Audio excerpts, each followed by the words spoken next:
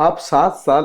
Almost एक सत्र पहले आप विधानसभा अध्यक्ष रहे, फिर दूसरे पारी में भी आप अध्यक्ष हैं। दोनों पार्टी को, पक्ष और विपक्ष दोनों को आप इतनी आसानी से मैनेज कर पाए और विधानसभा का सत्र चला पाते हैं। क्या चुनौतियां और क्या वजह है कि आप इतना अच्छे से मैनेज कर पाए? देखिए, ऐसा कोई बात नहीं है, हमारे अंदर में ऐसा कोई प्रवृत्ति नहीं है जिसके चलते हम इनको कंट्रोल कर लेते हैं। सिर्फ इतने सीधी बात इतना ही है, विधानसभा संचालन के क्रम में जो नियमावली में है, जो नियम है पक्ष के प्रति और प्रतिपक्ष के प्रति, उनको संपूर्ण मर्यादा देकर के ही सदन को संचालन करने का प्रयास करते हैं। और जब ये चीज प्रयास करते हैं, इसको प्रैक्टिस में जब लाते हैं तो सदन स्वतः चलता है। इसमें हमारा बहुत कुछ योगदान है या इसके पीछे बहुत ज्यादा मेरिट है, लेकिन गलियारे में तो चर्चा ऐसा बहुत ज्यादा है नहीं कि देखिए, आपकी सरकार पिछली बार सफलतापूर्वक 5 साल कंप्लीट की, ठीक है, और उसके बाद दोबारा बहुत बहुमत के साथ आप वापस आए और इसमें एक बहुत बड़ा श्रेय लोग आपको देते हैं। तो मैं समझता हूँ, और एक और अच्छी बात क्या निकल के आई कि विधानसभा अध्यक्ष होने के नाते आप इकलौते ऐसे अध्यक्ष बने जो अध्यक्ष होने के बाद फिर चुनाव जीत के आए और अध्यक्ष बने झारखंड की राजनीति में। तो ये तो क्रेडिट सर आपको जाता है। देखिए, जब हमारे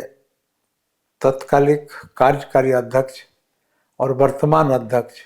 और इस राज्य के युवा मुख्यमंत्री, उन्होंने भी आंदोलन के समय से हम लोगों के साथ रहे हैं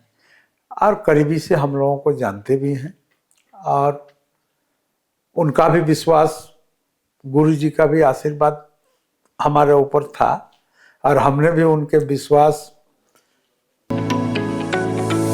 आने नहीं दिया। हमेशा सतर्क रहते हैं कि हमसे ऐसा कोई काम न हो जाए जिस काम से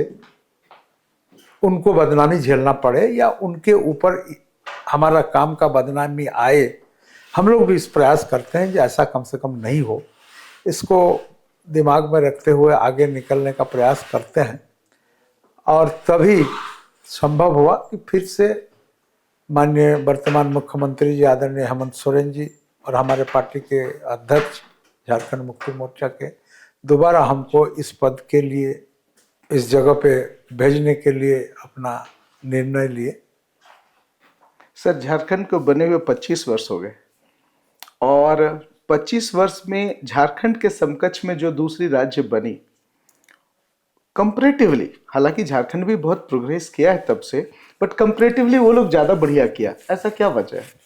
देखिए, झारखंड निर्माण होने के बाद झारखंड राजनीतिक अस्थिरता के दौर पर गुजर रहा था, और स्वाभाविक सी बात है, जब भी कोई राज्य अगर राजनीतिक अस्थिरता, या देश भी आप मान सकते हैं, राजनीतिक अस्थिरता के दौर से अगर गुजरता है तो उनमें जो अपेक्षित विकास का जो परिकल्पना है और अपेक्षित विकास जो होना है, कहीं ना कहीं वो बाधित होता है। तो मैं समझता हूँ वह जो दौर था वह दौर इस तरह का नहीं था, और आज बहुमत का सरकार आया है और आदरणीय हेमंत सोरेन जी इस राज्य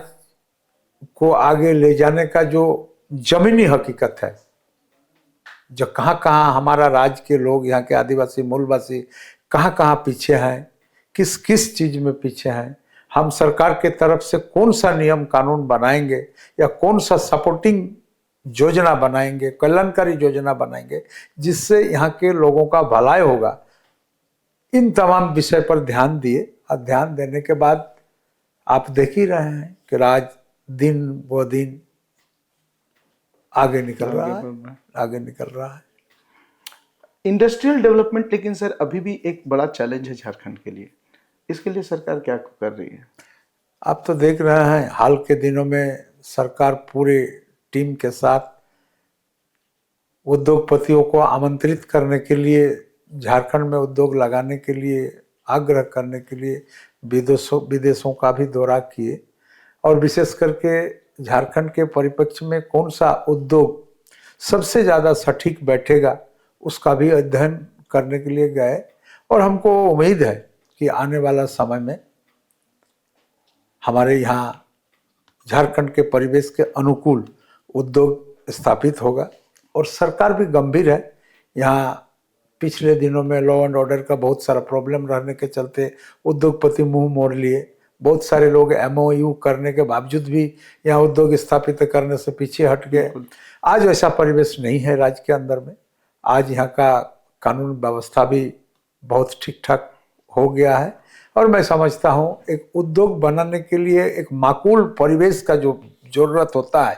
आज हमारे राज्य के अंदर में यह विद्यमान है।